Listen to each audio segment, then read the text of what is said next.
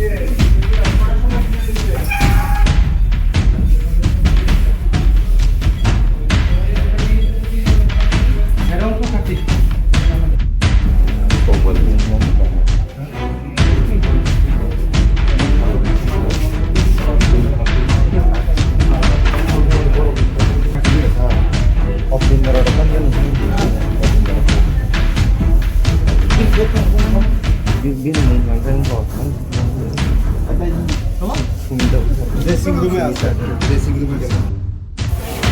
Ruby ना Ruby.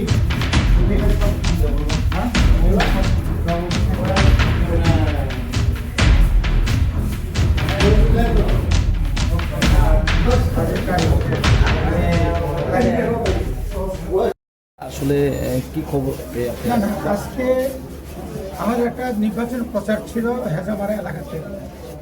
আমরা মুখসরাপুর সুবল সিংটু আমরা হেজামারাতে এসে আমাদের প্রোগ্রাম শেষ করে সবাইকে আমরা জানিয়ে দিলাম যে আপনারা যার যার বাড়িতে যান, এবং সেই মতেই তারা গ্রামের উদ্দেশ্যে রওনা দিচ্ছিল হেজামারা টু টংবাড়ির দিকে। ঠিক মাঝামাঝি জায়গাটা একদম আজকে তো বৃষ্টি ছিল, তো মাটি তাতে করে কিছু সাইডে বলে ছিল পিচ থাকার পর গাড়িটার স্পিডটা একটু বেশি বলে আমরা শুনছি। ড্রাইভারের সাবধানতার কারণেই আমার যা মনে হয় এই ঘটনাটা আজকে দুর্ঘটনাটা করছে। এটা অত্যন্ত দুর্ভাগ্যজনক।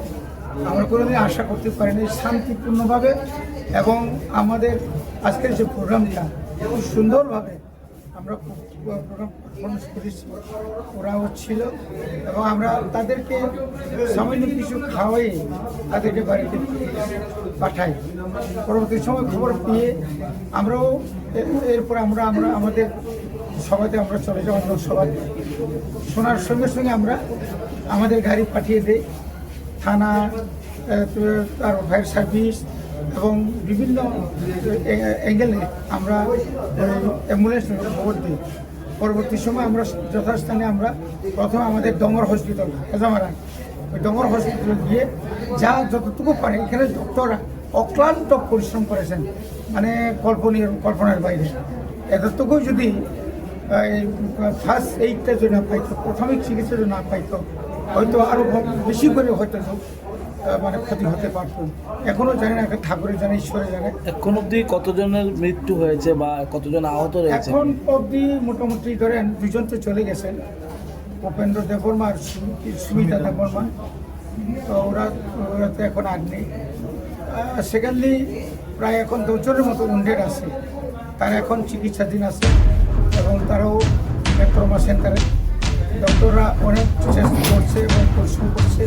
তাদেরকে যা যা লাগে আমরা মানে হসপিটাল থেকে তাদেরকে দেওয়া হচ্ছে।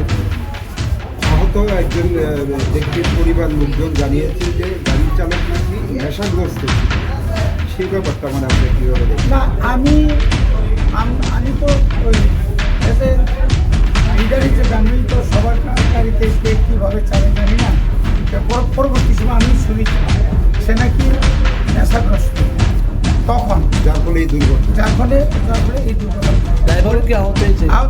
এখন উনিও এখন খুবই দুর্ভাগ্যজনক। এভাবে মানে নেশাগ্রস্ত হয়ে গাড়ি চালানো মানে মোটেই এটা মানে আমার পক্ষে, মানে সবার পক্ষে আর কি। এই ঘটনা যারা আহত হয়েছে তাদের পাশে কি দল সাহায্য হাত বাড়িয়ে দেবে? আমরা পরিবারদেরকে আমরা সাহায্য করবো, এবং যারা আহত হয়েছেন যতদিন পর্যন্ত তারা সুস্থ না হয় ততদিন পর্যন্ত তাদের যা যা লাগবে আমরা আমাদের পক্ষ থেকে সকাল বিকাল আমাদের এখানে লোক থাকবে, তাদের সমস্ত কিছু মানে ওষুধে যেই লাগে যখন লাগে আমরা সাহায্য করবো। Thank you.